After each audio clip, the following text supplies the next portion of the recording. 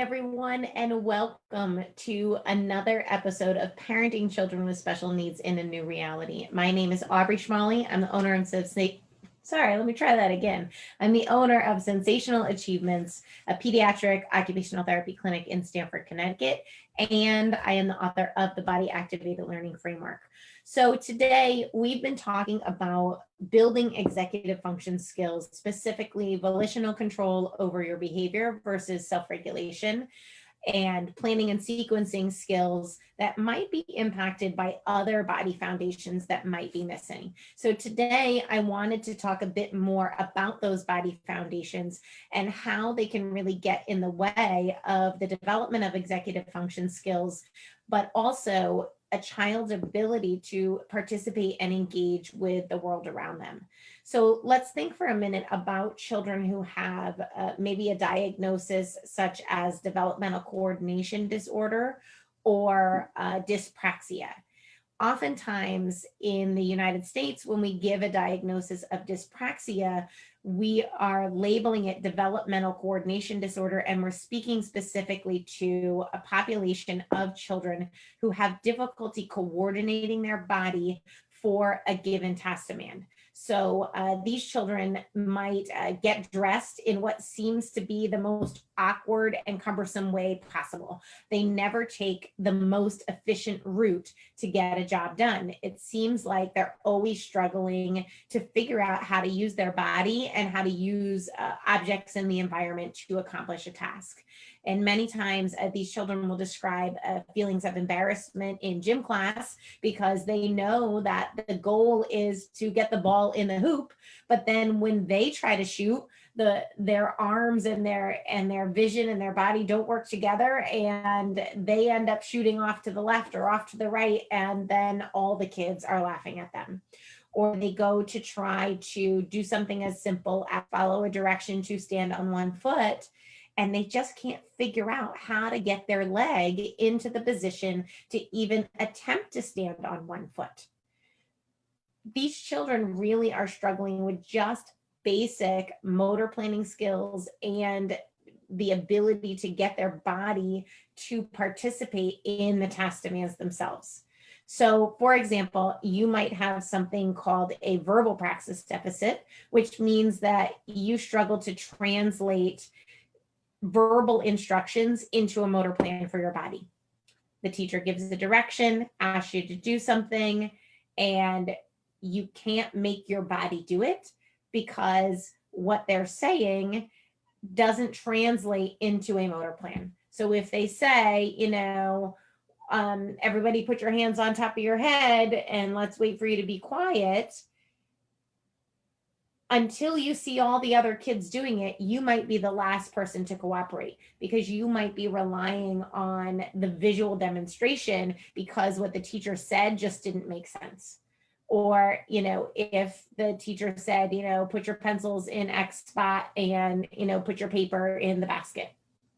that child might hang back and watch everyone else do it before they themselves follow along. Now, sometimes this is indicative of an auditory processing deficit, but you want to rule out, especially if a child also has a lot of developmental motor delays or has struggled with motor in their history, you do want to rule out the verbal praxis piece because a verbal praxis deficit tends to be specific to making a request for something that requires a motor response from a child versus just processing of, larger volumes of auditory information. The other type of praxis deficit that you might see is a postural praxis deficit, which is more visually based. If I watch a demonstration, I can't translate it into a plan for my body. So you show me the steps that I need to do to complete that craft project in art class, but for the life of me, I can't take that information that I saw and then use it to plan out what I'm doing with my own body or with the materials. This creates a challenge in an educational environment because most of the instructions are either given verbally or by visual demonstration. So if you struggle with dyspraxia where you can't translate information from your visual system or your auditory system into a motor plan for your body, it's going to be very hard for you to follow along with the group and get things done in a timely manner, because you're always looking for additional information, whether it's the visual information that you need to close the gap between what you don't understand auditorily, or the auditory information and specific verbal instructions to fill in the gap for what you can't figure out just by watching a demonstration. And even then, some kids, they just can't get their bodies to cooperate. So when you have a developmental coordination disorder and your body is just fighting you in the process because you can't cross midline, or your movements are really jerky and uncoordinated, you really struggle to get your muscles to kind of work together to do anything coordinated, then your body is also physically fighting you to execute the task. So remember, at the foundation of execution of task demands, you might be dealing with other reasons why a child cannot follow through with an activity. And oftentimes, when you have a praxis deficit at this level of execution, you also see that many of those children are still struggling with daily routines because their body just doesn't work efficiently. So every day, it's still an effort to figure out how to brush your teeth, to figure out how to orient the clothes on your body, to figure out how to, manipulate the materials to pack your backpack. So rather than going into, let's say, resource room and working on organization, which can be, an executive function skill that gets identified in the middle school environment, maybe we're really still at just physical management of the child and their body and the materials. So I did a school observation once where I had a middle schooler that had a lot of executive function goals in place for timely transitions and starting his work and things like that. But during the observation, what I realized was that even packing his bag, he ended up with everything piled at once. He couldn't figure out how to carry multiple things. He was trying to, tuck his water bottle in one part and grab his book bag and pick up his binder, rather than stopping and taking the time to say, okay, well, I can put my water bottle in the pouch on this side. I can put my notebook here. I'll put my pencil here in my bag, or put the materials in the right spot so that it wasn't such a process to gather his materials and make the transition to his locker. So instead of just writing a goal for a timely transition and to make sure he has what he needs for the next class, I worked with the paraprofessional to put a strategy in place for actually building the skill of packing his backpack, of figuring out where to orient the objects and how to put everything together. For another child, I actually had to go through the process of teaching the physical motor plan to climb on and off and in and out of things before we could get to a point where we could string together a sequence where the child could do more than one step at any given time. And when you go from a single step motor plan to a multi-step motor plan, now the brain has to remember how to do not just one thing with their body, but 2, 3, 4 things, and pull out 2, 3, and 4 different motor plans to execute the task. So you see, when we look at planning and sequencing from a praxis perspective, from the level of execution and getting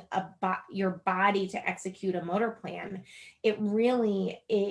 takes on a whole different treatment process, because you have to get the body to work first. And when the child's able to even access the skills that they need to make their body do what they want it to do, then we can think about longer term planning and sequencing and the ability to come up with your own ideas for motor plans. But when at the base level, you don't even really have an ability to get your body to work for you. You can't even figure out, how do I get my leg up to climb onto this? How do I get down on my hands and knees to crawl under something? For what seems so simple can actually be really, really challenging for children who have dyspraxia.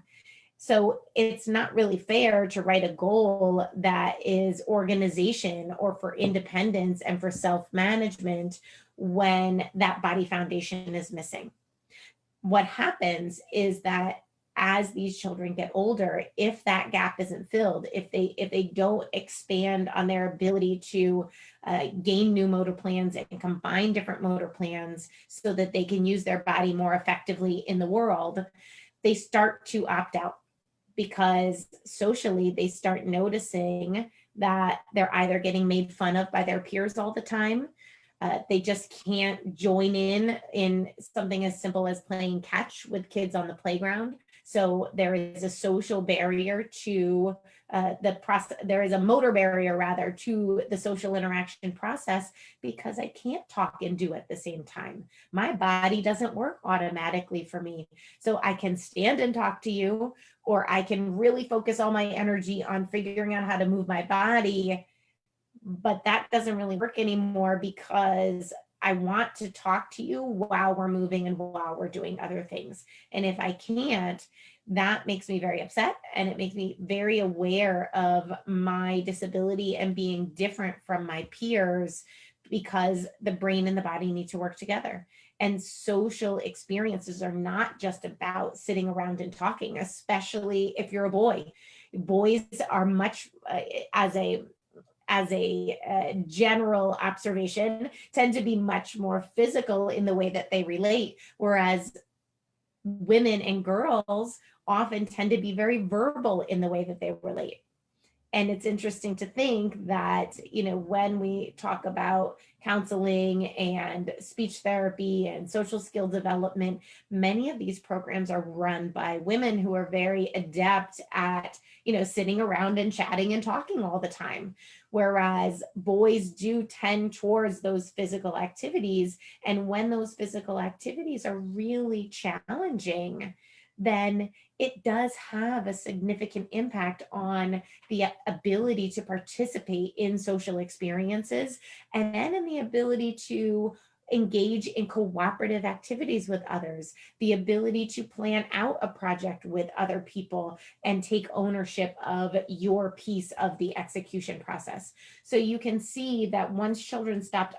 opting out at those foundational levels, then they're just not engaging in those everyday opportunities of play and interaction that naturally scaffold themselves into more advanced interactions, more cooperative problem solving, project management, and those natural opportunities that then facilitate the development of higher order executive functions as you're challenged to manage more and more elements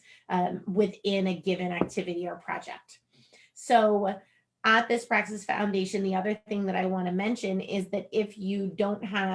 maybe you do have okay motor planning skills, but you have a postural insecurity, like, you're very easily tipped off balance, you're very fearful of anything that might throw you off balance. Maybe you just don't explore the way that another kid would. You don't get on anything that's wobbly and unstable because you know that you're not stable and that you might fall. If you have, let's say, a tactile defensiveness or an auditory defensiveness, and you become really aware that engaging in a craft activity might trigger your defensive response because of the sticky paint, or you might have to wear clothes to a certain event that's really uncomfortable for you, or let's say that noisy environments are a big trigger for you, or that if you're that vacuums or music class or whatever it is a very big auditory trigger. Now all your attention is focused on keeping yourself safe and keeping the environment predictable so that you don't get exposed to those aversive tactile and auditory experiences. So think about how that impacts your natural opportunities to engage in things that would grow your skill set and eventually lead to the development of executive function. If I avoid activities that are triggers for me or that make me feel unsafe, then I am naturally opting out of the next level of exploration. If I didn't have a defensive reaction to tactile information, then I could get messy and sticky, and I could work on my creativity as it relates to art projects. And I can work on development of my spatial organizational skills. And I can work on my planning and organization of my project. And I can work on planning and sequencing and putting together the materials in the right order. But if I'm aversive to the paint, sorry, none of those experiences are going to happen for me. And those natural opportunities I'm going to self-select out of. If we look at it from an auditory perspective, there are a million books written on how beneficial music is for brain development. We have, books like The Mozart Effect. We talk about the ear being, providing energy to the brain and really being a foundation for supporting engagement and reciprocal interaction, as well as for self-regulation. But if I'm aversive, then I'm going to run away from all of those auditory inputs that are too overwhelming for me. And I'm not going to start developing my ability to kind of orient to different verbal information in the environment, or orient to different sounds, figure out where it's coming from, filter out what I don't need, focus in on information and the details that are coming at me in a classroom setting or in a lecture or something like that. So when we naturally opt out because there is a sensory aversion, or there's some sort of postural insecurity or body insecurity out in the world, you just don't get those same opportunities to build planning and sequencing and organizational skills, to build, greater volitional control over your behavior, so that you can decide to go to the next step, to build things that of increasing complexity, where you're moving up that developmental hierarchy and really moving towards a greater level of independence and self-management. So if you have a child in your space who has difficulties with motor planning their body movements, they have a diagnosed dyspraxia, a diagnosed developmental coordination disorder, they can't translate verbal information into a plan for their body, they can't watch a visual demonstration and figure out what to do with their body, or they're averse to certain sensory experiences, any of those things really can, kind of create the perfect storm for avoiding things that are challenging, opting out of things that might be aversive and overwhelming, and make a child feel unsafe, and thereby truncating the natural process that a child goes through to develop ever increasing executive function skills and be successful in middle school, in high school, and at the college level and beyond. One of the things that sometimes happens when you have a body that doesn't work for you is screen addiction. And these two really can go hand in hand, because a screen doesn't have a lot of motor demand on the body. And many children who might be cognitively strong and be good at academics, or good at rote factual memorization, or have amazing visual perceptual skills,